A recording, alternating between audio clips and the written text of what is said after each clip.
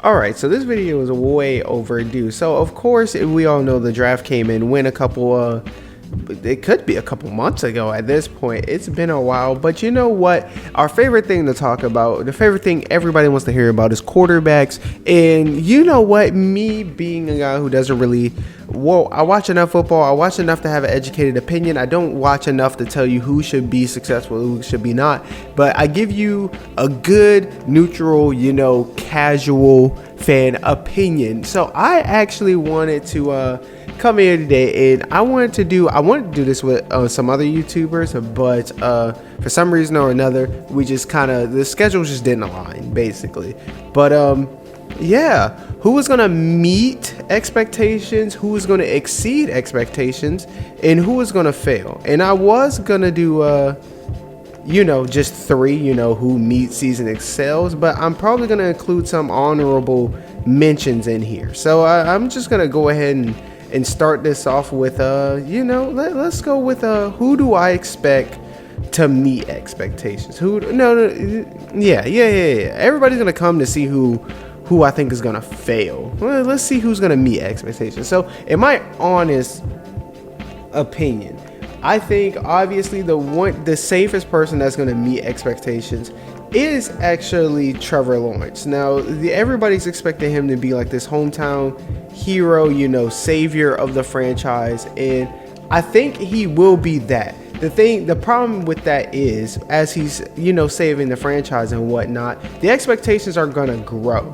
But people just want the Jaguars to win more games, maybe make a playoff push or two with Trevor Lawrence, But as he makes those playoff appearances, people are going to be like, all right, we need him to take this team to the next level. We need him to take this to the Super Bowl. But as for the expectations set right now about he needs to turn this franchise around, I think he is more than capable of doing that. And I think like him being hyped up the way he is not overhyped. I think he can do that. I think he will meet expectations.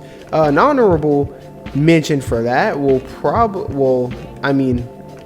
honorable mention for that is, of course, like Mac Jones. I think Mac Jones is what everybody said he is. He's a great quarterback, just didn't deserve to go top 3, which he didn't. So there's no overwhelming expectations. There's no monkey on his back. He went where everybody expected him to go and where they wanted him to go. So I think Mac Jones is going to be fine. I think he actually lucked out in not being taken 3rd overall. Otherwise, yeah, that would have been bad. But yeah, so we got Trevor Lawrence and what's his name? Who did I just say? Honorable mention Mac Jones. It's okay. I didn't write a script for this one. I wanted y'all to get like the raw thoughts and stuff like that. So who do I think will exceed expectations? And when this is a tricky one, because when you draft a quarterback in the first round, especially this year with how, polarizing the quarterback class was, everybody expects, if these quarterbacks that were taken in the first round from Trevor Lawrence, Zach Wilson, Mac Jones, Justin Fields, all those guys taken in the first round, they expect if they're successful, they're all supposed to be playoff caliber, Super Bowl caliber quarterbacks, So assuming exceeding the expectations is going to be very difficult, because if you're drafting in the first round, your expectations are sky high. But honestly, the person I really think will exceed expectations is actually Kellen Mond, a guy that's he was drafted in the 2nd or 3rd round. I can't remember exactly, but I think he's actually in the best position to turn some heads, and I think he's in I think he's going to be like the Dak Prescott of this draft class, just because I heard the way people talk about him. Obviously, I don't watch a lot of college football. I only watch the playoff games when it comes to college football. So I have to go off the word of others. And the word of some others that you trusted opinion, they're like, you know what, this guy should be, the number 2 quarterback, not, well, you got your consensus top 5, but he should be the number 6 guy, a guy that can sneak into the first round. Besides Mac Jones, Trevor Lawrence, all of them, him over Kyle Trask, him over, who was it, Julian Newman or Jamie Newman? Yeah, Jamie Newman. I think Julian is a basketball player. So Kellen Mond, from what I've heard, 5-star recruit. What is it? 4 years at Texas. Started every single one of them. He's a very streaky, good athlete, and he stayed his senior year to learn how to pocket pass more. So a guy, and he came from I can't recall the name of the coach off the top of my head, but they have a very famous coach, a very famous quarterback coach at what's it called? What's the name of the school? Texas A&M. So they have a very famous coach there, known for, prospect for grooming quarterbacks. He's very known for, putting out some great quarterbacks, coaching them very well. So you got a well-coached athletic quarterback who was drafted to the Minnesota Vikings. Now, the thing was, I was going to make a video about this, and honestly, I should have, because it would have got decent attention, but the Vikings were a very underrated quarterback landing spot. Everybody was talking about the Bears, replacing Mitchell Trubisky, and the Jaguars obviously just wanted to, for some reason, just wants to give Gardner Minshew the shit end of the stick. And not Santa Clara. I don't even think are the 49ers still in Santa Clara? I don't know. But 49ers, Jets, yada yada yada. Everybody was talking about those, but nobody talked about the Vikings and the fact that Kirk Cousins is getting old. And although he is a good quarterback, Kirk Cousins is a good quarterback. He's not great. He's good. He's a guy who's at his, floor and ceiling, that's what they talk to y'all about. His floor is a good quarterback, and at times he becomes a streaky, great quarterback. That's why he sneaks into the playoffs every once in a while, and he even had a deep playoff run that one time, you know what I'm saying? Pretty good quarterback. But the thing is, he's aging, and also we've kind of seen like his potential. We've seen the max. He's a guy who's not gonna lose you a game. But, in the regular season, he'll win you some games, especially in the regular season, he'll win you some games. He'll make sure you won't lose any games. But, when it comes to taking on these generational talents like freaking Patrick Mahomes, and you got to take on Lamar Jackson. Well, no, he's in the NFC, so he has to take on Aaron Rodgers and, Brady. And, Kirk Cousins is not outdoing Rodgers and Brady. Well, I don't know, Rodgers be inconsistent, but he's not outdueling those guys. So the thing is, and he's going to play a couple more years. He's going to play a good 2-3 years. So that gives Kellen Mond more than enough time to develop and to make his little streakiness that everybody is so hyped about and make that consistent, make that his consistent play. Also, he's an athlete. The league is moving towards athletic plays. So he has more than enough time, especially with the preseason returning, to prove himself and to get this Vikings organization to be like, hold on, this guy can be something. So to make a long story medium, he's my pick for a guy who can exceed expectations because, one, being drafted in the third round to a spot that people, for some reason, even the professionals didn't, project or really think about or even mention as a quarterback landing spot. So you're going to a spot where nobody really expects you to go to, and two, there's already a legitimate starter that's going to be there for the next 2-3 years. So he's the easiest pick for exceeding expectations because, to be honest, there really aren't expectations despite him being a pretty good player. If I had to give an honorable mention for this, it'd be Justin Fields, but because the roster that he's landed on. But the thing is, like, the expectations for Justin Fields are only low or stuff for people who just don't like him. Everybody who's a fan of him or everybody who has a neutral opinion on him at least respects the fact that not only did he hit the jackpot on his team, but he is going to be a special player. But now, 9 minutes into the video, we're going to give the take that everybody's going to be pissed off about, the take that everybody is waiting for, if you're watching this. So, who is going to fail? And if I'm going to keep it 100%, all right, we got to keep it honest. Let me throw this in here so it'll help me in the future. But the thing is, all these quarterbacks drafted, every single one of them can succeed, whether it be with the team that drafted them or another team. The thing is about this, the problem is, look, statistically, somebody is going to fail out of this draft class, and the one thing that people also don't understand, though, is every quarterback drafted in the first round is talented.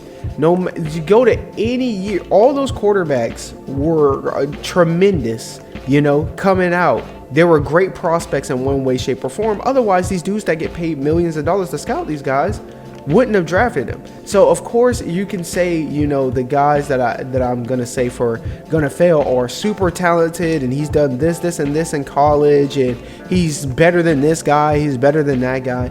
It doesn't matter. The NFL is different. Somebody's gonna fail, whether it's their fault or not. Was it Josh Rosen's fault that he failed? Some people agree that it was. Some people say it wasn't. It's like, yeah, it's one of those situations. But, to not egg this on even longer. The thing is, the person that honestly is in the biggest position to fail, in my opinion, is Zach Wilson. Now, if you're a Jets fan, you're probably like, well, but the organization is really behind this kid. You see all the weapons they put behind him. He's going to be okay. He's going to be fine. And that's true. But the thing is, I think the problem about Zach Wilson isn't Zach Wilson. It's the Jets. It's just we're just waiting. How are they going to fuck this up? You know what I'm saying? And right now it seems like they are not going to drop the ball on this, which would be awesome because they could potentially have a pretty great quarterback if they don't fuck this up. But the thing is, it is the Jets. And I honestly feel like also, you got to play Bill Belichick twice a year, and they're throwing him into the fire. So he's going from playing borderline Division II athletes, and having his breakout season, to now playing Bill Belichick twice a year. And don't forget, you also got the Dolphins, who were a fringe playoff team, actually went 10-6. And then you got who else is in that division? Jets, Patriots, Dolphins. There's another team in there. The Bills. Oh, yeah, not going to be fun facing the Bills twice a year. So, yeah, and the thing is, as long as he's going to be fine, but it's like it's New York, so they could turn on you at any time. And, yeah, just like how quickly they turned on Sam Darnold, He was thrown into the fire. He had to go against Bill Belichick. The man says he was seeing ghosts, and that's a meme to this day. So, it's just a really tough situation for him. And if he does end up succeeding, it will be miraculous. Like, he deserves all the no matter. I don't care if he goes to the playoffs and he loses his first 5 playoff games. He deserves to be accoladed because he's gonna have to go through a lot. He's my only pick to fail. But you know what? The organization has done him well. So I started to second guess myself, right? Because he was my original pick for that. And in fact, he still is, because I did state him first and I did explain why I feel like he's in position to fail. But honestly, the one person that is in more position to fail than Zach Wilson is actually Trey Lance. Think about it. He literally was playing in Division II. His only game of the year, he actually struggled, had to win the game with his legs, which is awesome, right? You love to see a quarterback, things aren't going your way. Can you take control of this game? Can you win with your legs, right?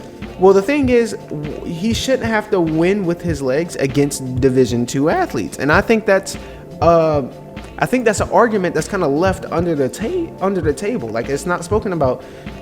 This guy is you're raving about his passing ability. Yes, he's talented, yada, yada, yada.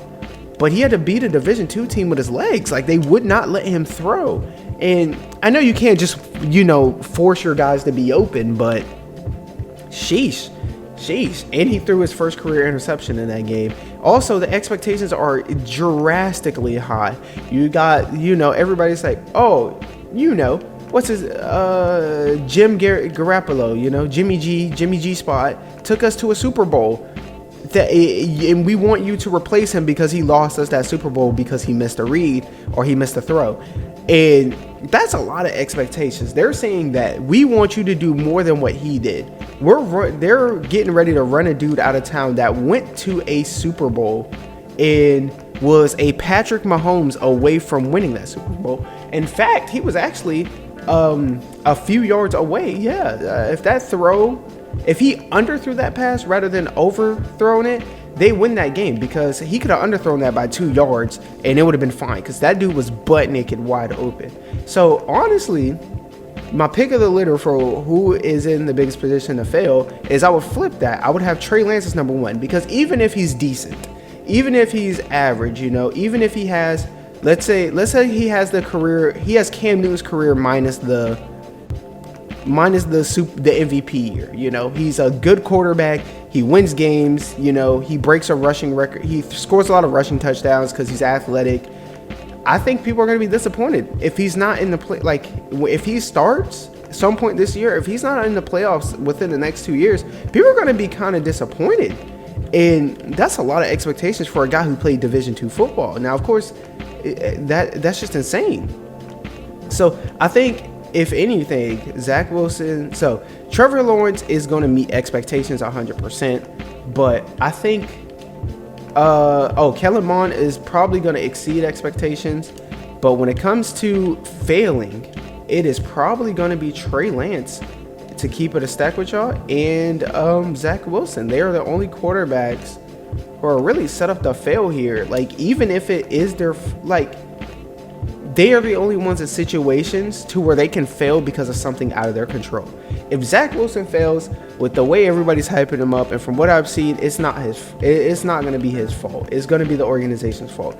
Now, as long as he learns to, not throw a lot of jump. He throws a great jump ball, but it's like, you can't throw jump balls all day in the NFL. I mean, if you're good at ball placement with the jump balls, yeah, it'll be very viable. But a lot of his highlights were him just chucking it up and saying. At this point, my audio cut out because I was talking too long, so I feel like whatever I said in this 16 minutes was more than enough. If you have anything you disagree with or agree with, or something that I failed to mention, throw it in the comments. I'll respond to it. But yeah, this is getting way too long, so we're just going to end it right here.